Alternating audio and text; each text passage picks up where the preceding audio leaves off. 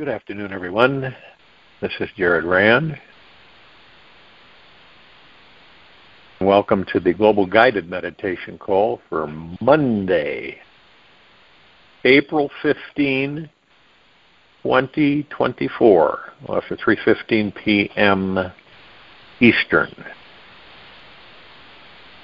Man's chief delusion is his conviction that there are causes other than his own state of consciousness.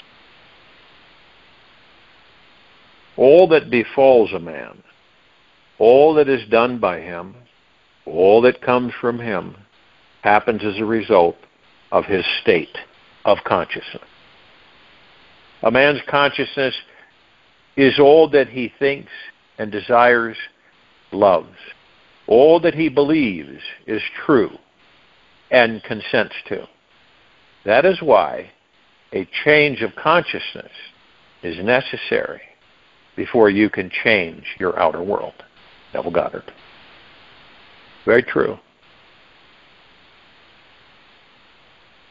And see, for some reason,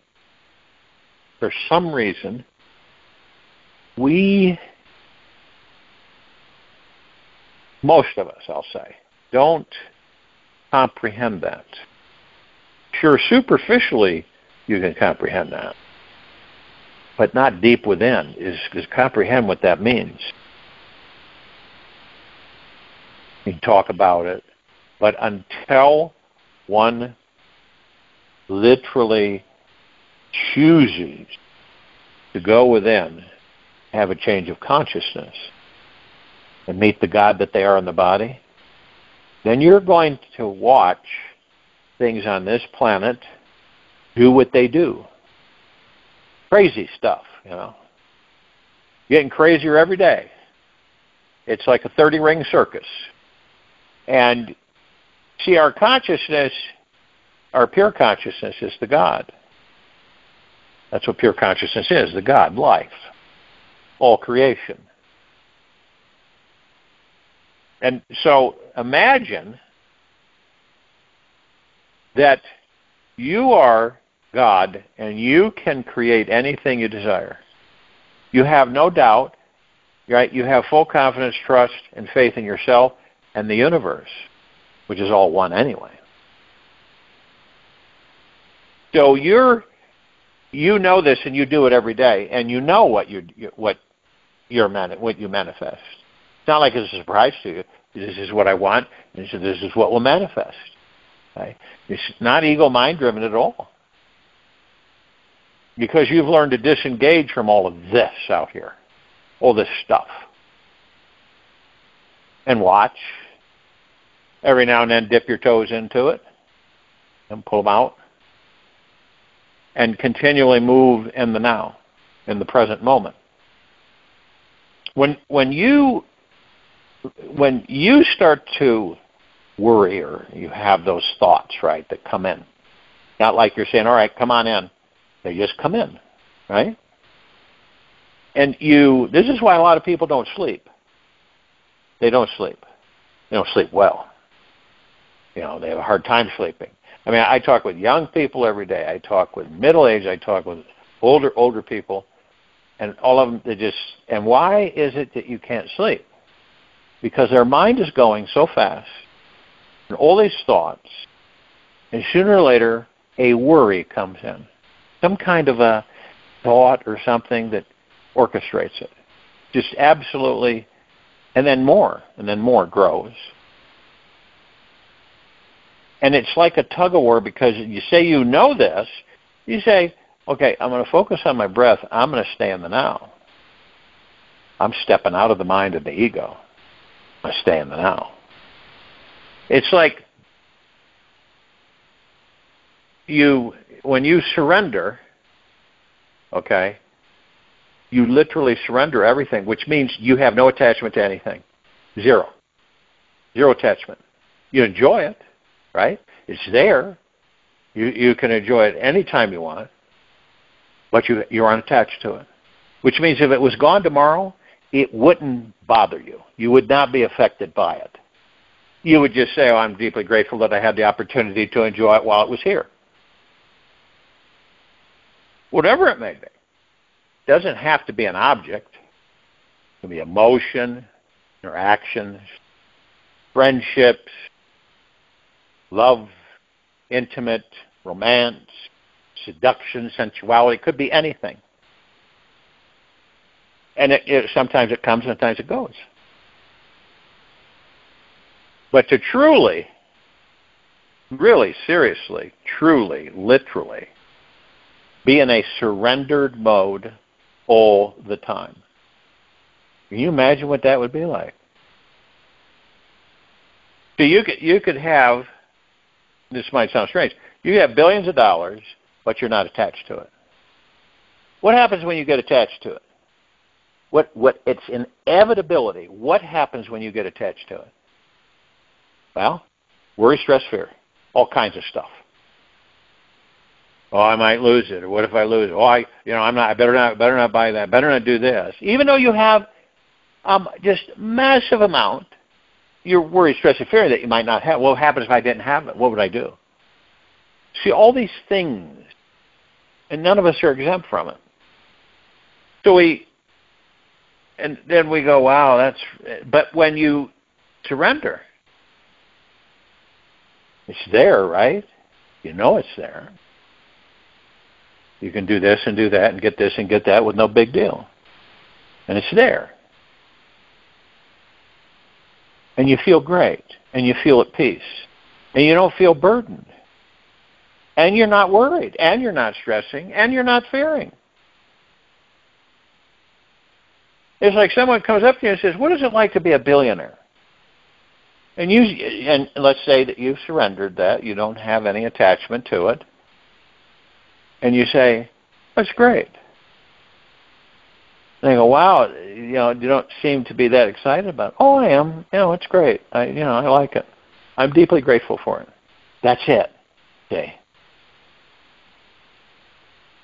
And this is applied with everything in these lives that we have. And it's tough, see, because we get attached to a lot of things. We get attached to people, right? We get attached to things. We get attached to emotions. We get attached to physicalities. And some of us get so attached that what? What do? It's like, I'm not letting go of this. No way, Jose. Not going to do it. And hang on for dear life.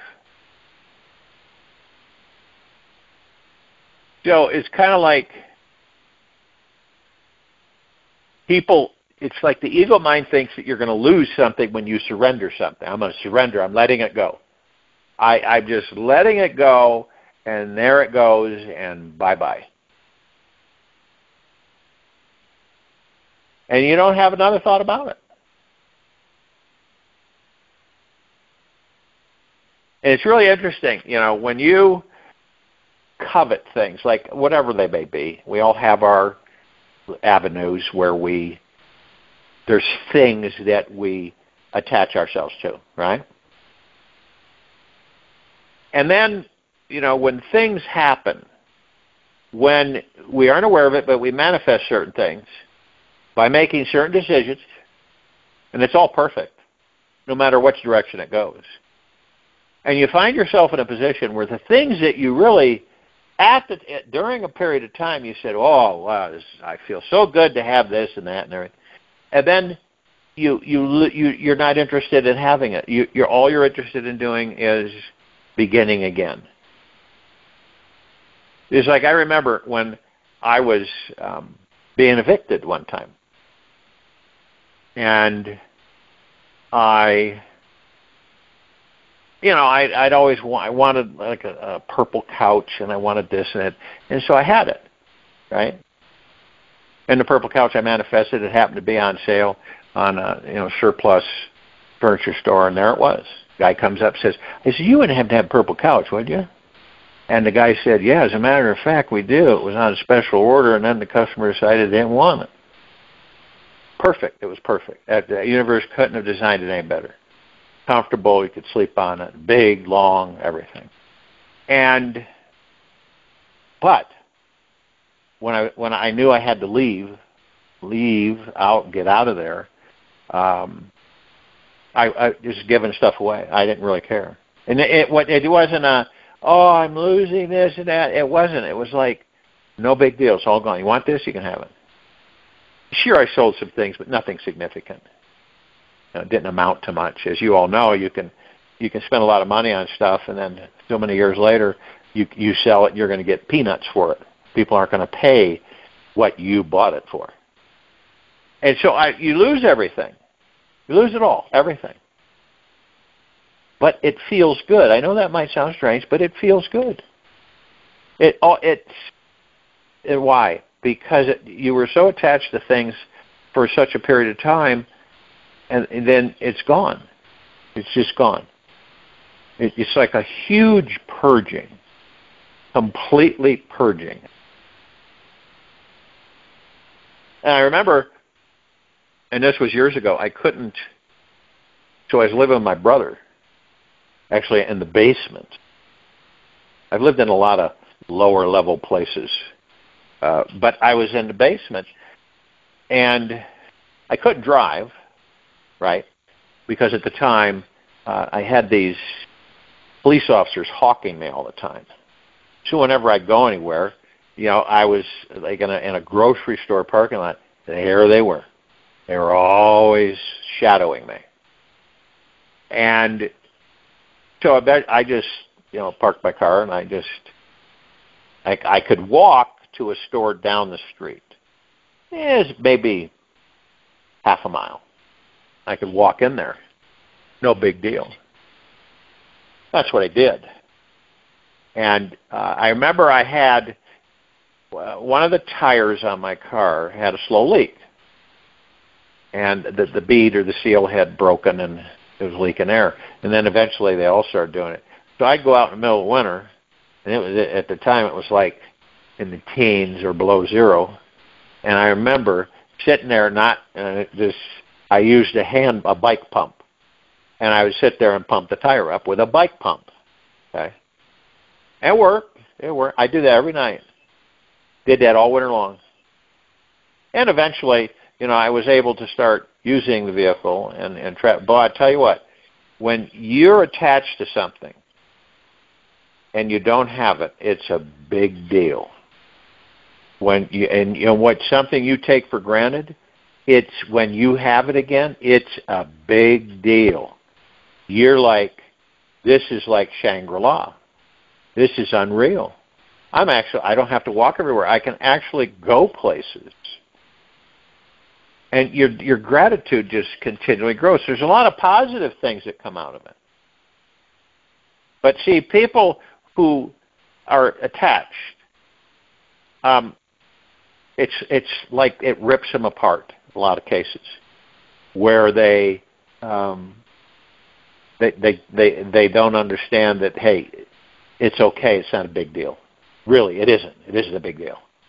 The fun part is replacing it all, getting a chance to start again, and you have different perspectives, believe you me, on what you're going to do, but it's fun. It's enjoyable. And when you do it a few times, so people say, well, how did you create that? How did you end up, being homeless and stuff? Well, I made bad decisions, to be honest with you. Well, they weren't bad, but I made certain decisions that didn't go well. Okay?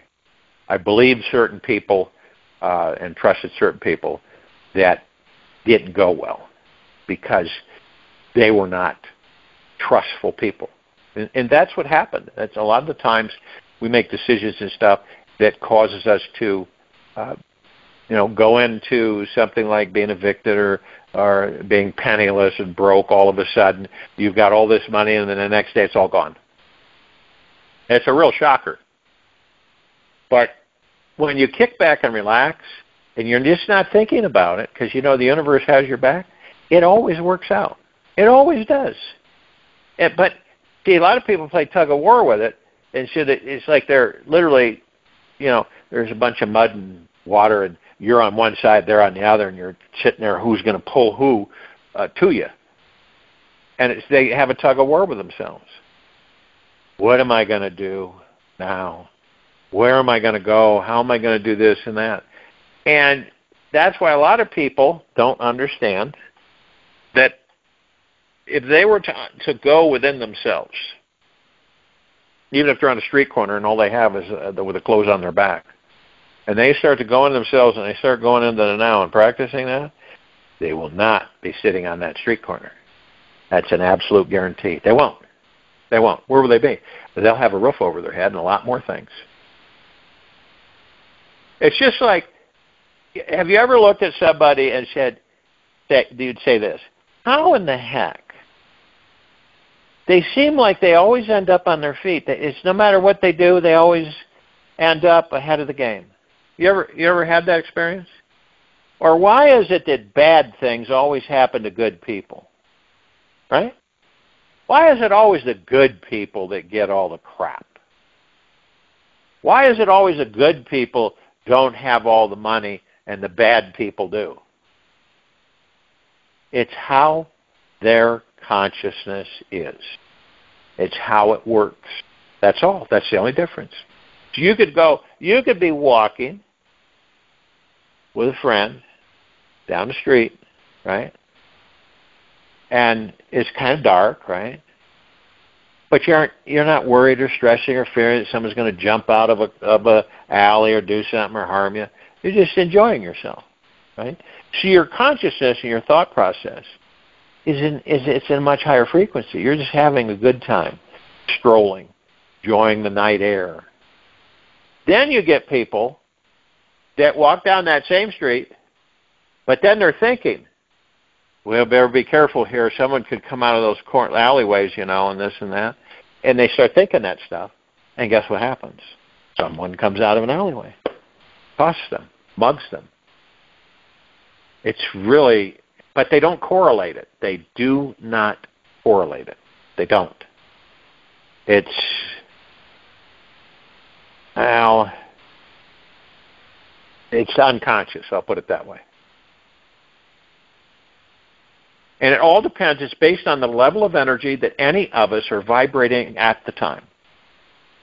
You get in an argument, right? You say you're going to go take a walk. So you take a walk.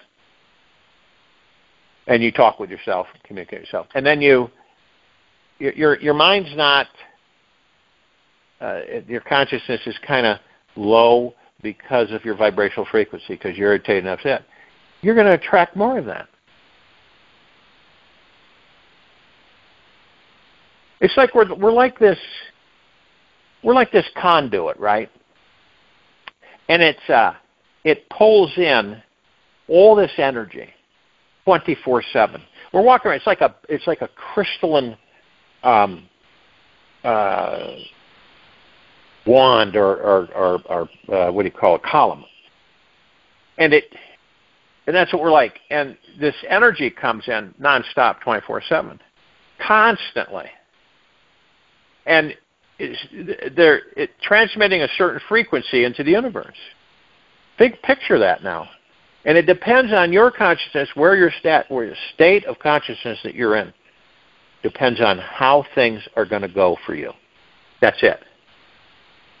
Now, a lot of people don't hone in on this. See, we know that our thoughts and feelings create an energetic vibration that is sent out into the world. All of us on this planet, all of us, not only on it, but beneath it, all those civilizations. But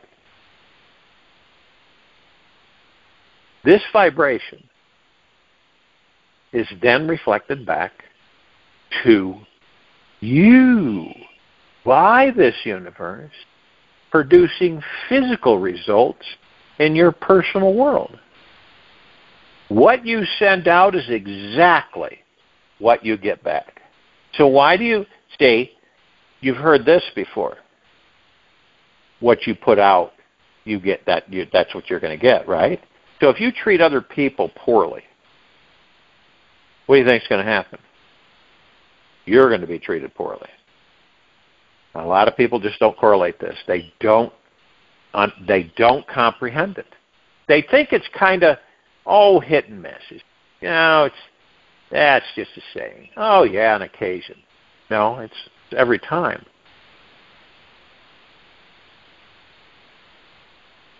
Our bodies are always sending out a specific frequency of energy. We're energy, for goodness sakes. Why wouldn't we? So, if you don't believe that you're not sending out a frequency, then you're just fooling yourself.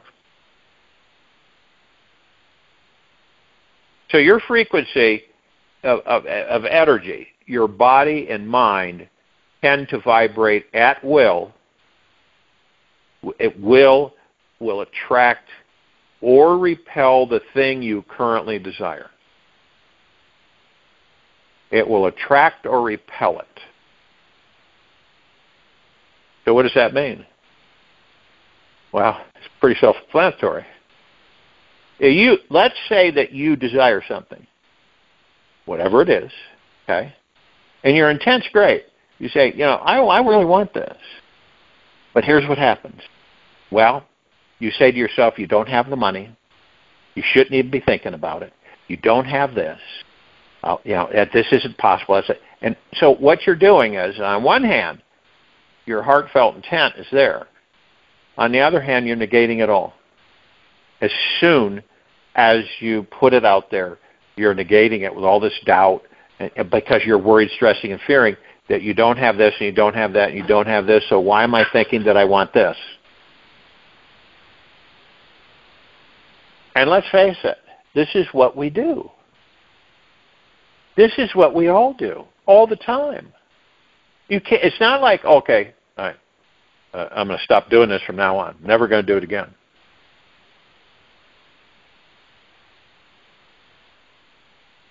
Now, if it is expansive, inspirational, and positive, it will magnetize similar vibrational experiences back to you, right? Such as amazing opportunities, positive-minded people, prosperous situations, etc. And on the other hand, when we are sending out the energy of doubt, frustration, fear, you imagine how many people right in this very now are sending out doubt, frustration, and fear. Well, there's a lot of it. You can feel it. So, we tend to magnetize very difficult and challenging experiences that make us suffer endlessly. We magnetize those. None of us are exempt from them. We magnetize them.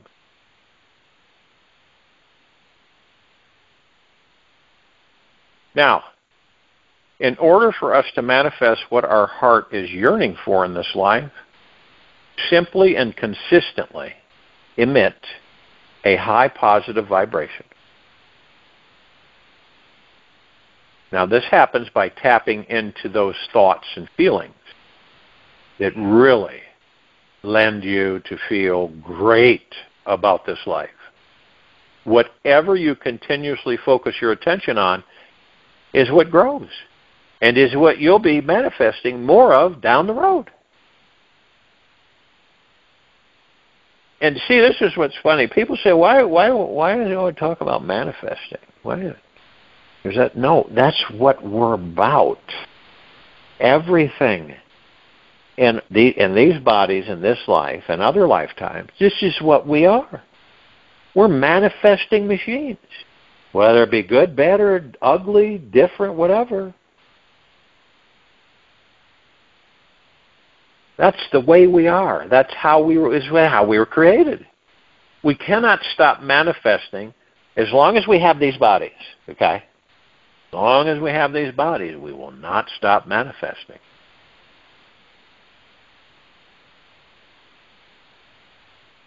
We naturally attract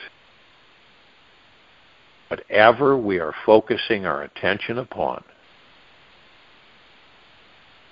And your body is like the engine of this magical machine, and your mind the brakes, gas, and steering wheel. And where's the fuel for it all? The Spirit, which is something we cannot lose, we cannot create, or need to fill up. It is forever flowing inside of us, right, as you. It is your essential nature. Your essential nature. No matter what you do, think, or believe, you can never lose the connection, ever, with this divine fuel inside you. Sure, it can get buried beneath many layers of muck created by the mind. Yet once you investigate the source of any block and truly uncover its mass, you'll discover the block was never real to begin with. Okay? You uncover its mass, you'll discover the block was never real to begin with. It was all imagined.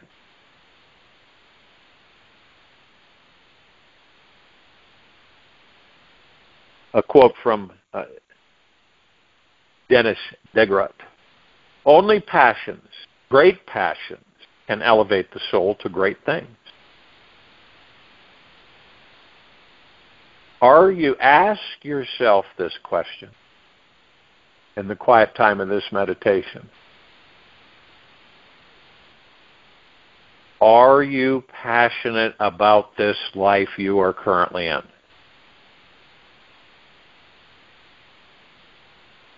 Because guess what? All of our problems on this planet are created between our ears. That's it. Someone could sit there and argue with you and say, well, what about this and what about this and what about that? No. You created it. That's it.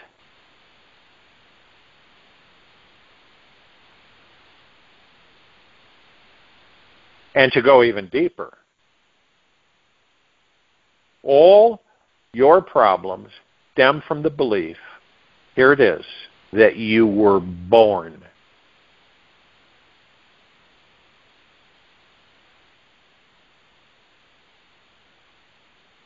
That discovery came from Maharishi. All your problems stem from the belief that you were born. You are an essential being that cannot die. You see how it became blurred? Right? So truly, you were never born.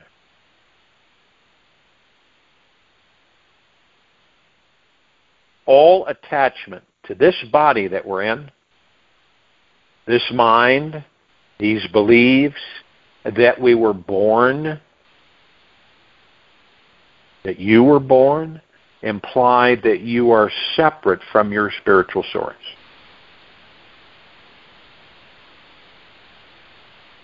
To step into the all-powerful manifesting being you truly are, simply surrender all false ideas and be one with this source. And as you devote yourself to knowing yourself, it's really key. How many of us really know ourselves, or even take the time to know ourselves, or to have an intimate relationship with ourselves on an ongoing basis?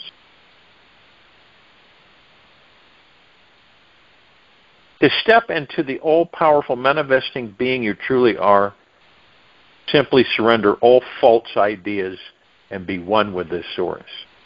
And as you devote yourself, this is the devotion for each of us, to devote ourselves to knowing ourselves.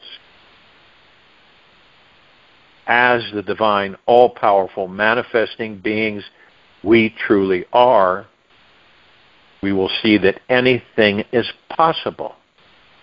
That doesn't seem like it's really super challenging, does it?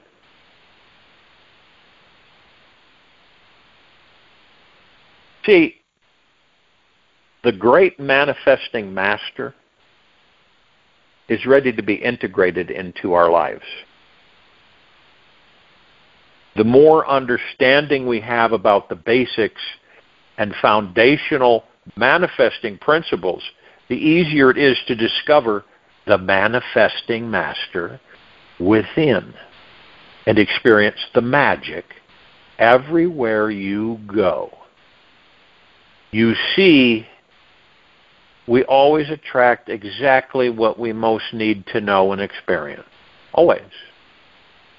Some experiences we have in this life are simply old, repressed thought forms trying to bubble up from the depths of our subconscious to be healed and liberated. Whatever experience you manifest in this life is yours and the result of your thoughts, feelings, and energetic frequency. The fact that you are listening to what I'm sharing with you means that you're ready to receive it. When you are able to keep your mind on what you truly desire for even a few minutes a day,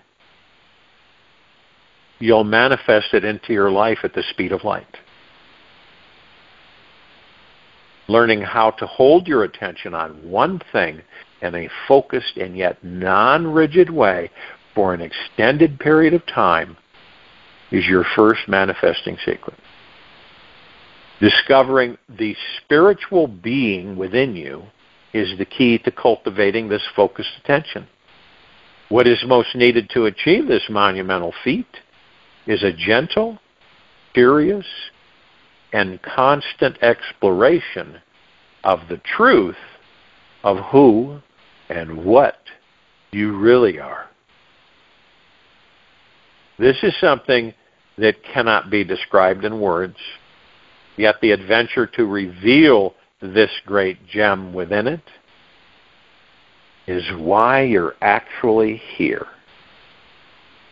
I'll join you in the meditation. Turn to close us out.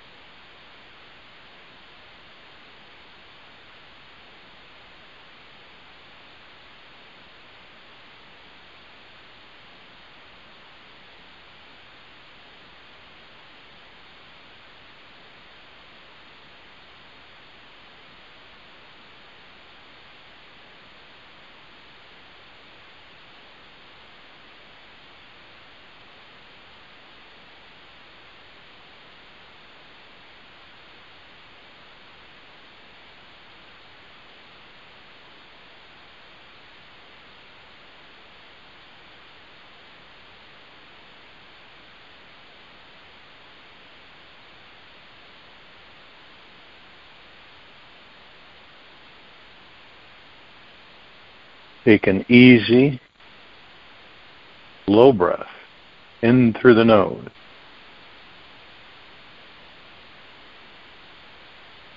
And an easy and slow breath out from the mouth. Remain still. Drop your judgments.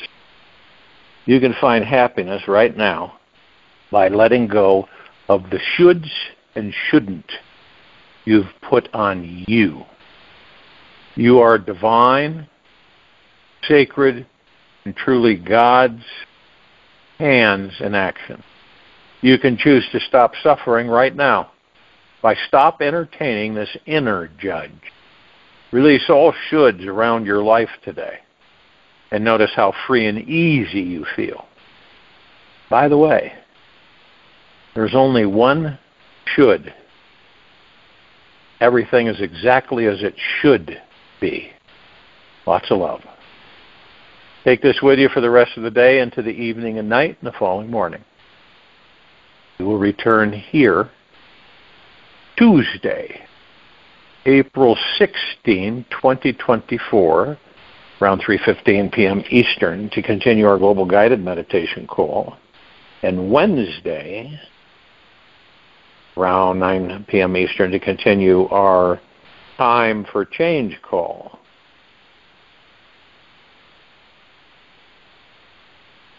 Be gentle, kind, generous, and humble with yourself at all times. Be in the highest of the highest high, deepest of the deepest deepest, purest of the purest purest. Eternal gratitude at all times, no matter what's happening within you nor outside of you.